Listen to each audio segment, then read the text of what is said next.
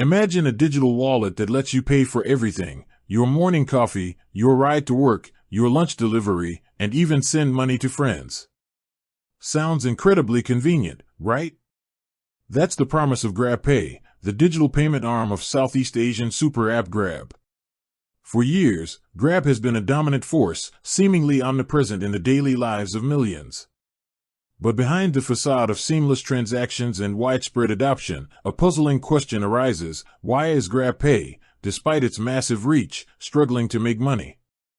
It's a head-scratcher. How can a platform with millions of users and transactions happening every second still be in the red? The answer lies in the complex, cutthroat world of digital payments in Southeast Asia, and Grab's ambitious, yet costly, strategy to conquer it all. First, let's talk about the incredible cost of customer acquisition and retention. Grab, as a super app, operates on a land grab strategy.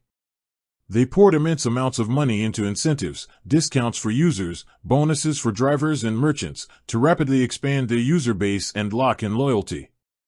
While this built an impressive ecosystem, it came at a significant price. Think about it. Every time you got a heavily discounted ride or a promo code for your food delivery, Grab was essentially subsidizing that transaction. For Grabpay specifically, this means offering various cashback programs, reward points, and enticing deals to encourage users to load their wallets and use them for payments. These incentives, while great for consumers, are a direct hit to the company's bottom line. Then there's the fierce competition. Southeast Asia is a hotbed for digital payments, with local players and international giants all vying for market share. You have strong local e-wallets, established banks launching their own digital solutions, and even other super apps with their integrated payment systems like Gojek. This intense competition drives down transaction fees and forces Grab to continue offering those expensive incentives just to keep users from switching to a competitor. It's a race to the bottom, where profitability often takes a back seat to market dominance. Another critical factor is the infrastructure cost. Building and maintaining a robust, secure, and reliable payment network across diverse markets with varying regulatory landscapes is incredibly expensive.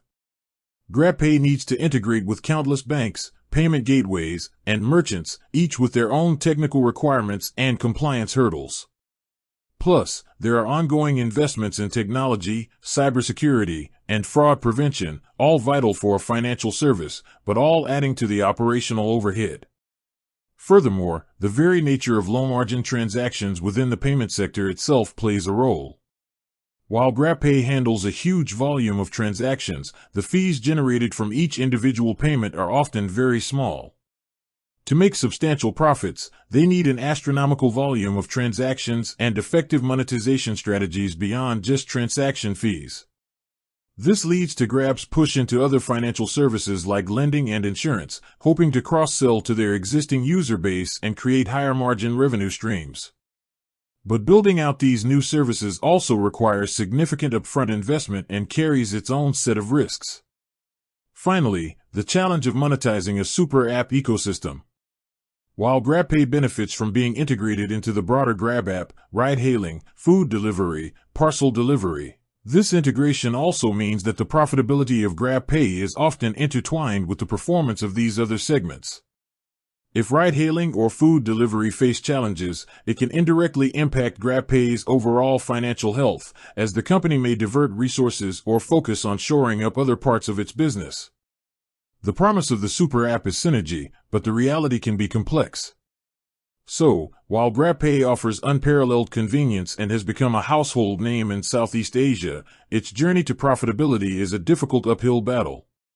It's a classic case of rapid expansion and market capture at a significant financial cost, navigating a highly competitive landscape with thin margins. The incentives, the competition, the infrastructure, and the inherent low-margin nature of payments all contribute to why Grabpay, despite its ubiquity, has been losing money. With that said, thanks for watching, and until next time.